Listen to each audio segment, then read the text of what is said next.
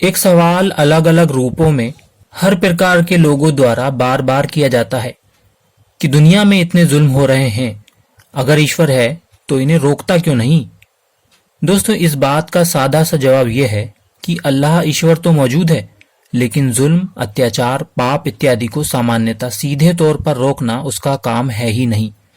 लेकिन ये जवाब सुनकर लोग कहेंगे, हैं, इस सवाल का यह कैसा जवाब है?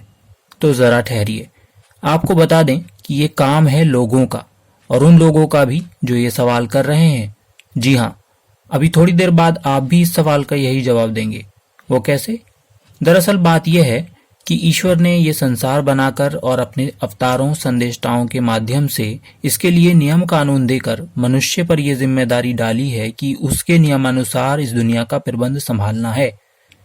यह अत्याचार इसी कारण तो हो रहा है कि मानव ने अपना कर्तव्य भुला दिया और ईश्वर के नियम, डिवाइन कॉन्स्टिट्यूशन को छोड़कर या उसमें मानव निर्मित नियमों की मिलावट करके यानी सामयिक संविधानों से इस संसार का प्रबंध चला रहा है।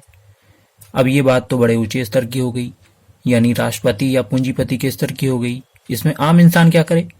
तो शायद आप भूल रहे हैं कि इन उच्च स्तरों तक पहुंचने वाले या क्रांतिकारी बदलाव लाने वाले ज्यादातर व्यक्ति अपने जीवन के आरंभ में एक आम इंसान या एक पीड़ित या एक चिंतित व्यक्ति थे, जिन्होंने लंबा संघर्ष किया और संसार में और देशों में अग्रणी स्तरों तक पहुंचे और जुल्म, अत्याचार को मिटाने में अपना योगदान दिया। अगर आप थोड़ा चिंतन मनन करेंगे तो उदाहरण हर दौर में मिल जाएंगे, जैसे आदरणीय पैगंबर मोहम्मद सल्लल्लाहु अलैहि वसल्लम जो अंतिम इष्टदूत हैं, या आधुनिक युग से छत्रपति शिवाजी महाराज या डॉक्टर बाबा साहब अम्बेडकर, और भी बहुत सारे नाम अब आपको याद आ ही गए होंगे। तो सवाल करना आसान है, लेकिन संघर्ष करके जवाब देना और इतिहास बनाना मुश्किल है। लेकिन आप जानते ही हैं कि ये इतिहास हमेशा इंसानों ने ही बनाया है। तो जो बदलाव आप संसार में लाना चाहते हैं उसके मूक दर्शक न बने, बल्कि उस सुधार का भाग बने। इस संबंध में बातें बहुत सी हैं, लेकिन अभी के लिए फिलहाल इतना ही। जल्द मिलते हैं किसी और विषय के संबंध में जानकारी के साथ। हमें दें अनुमति। धन्यवाद।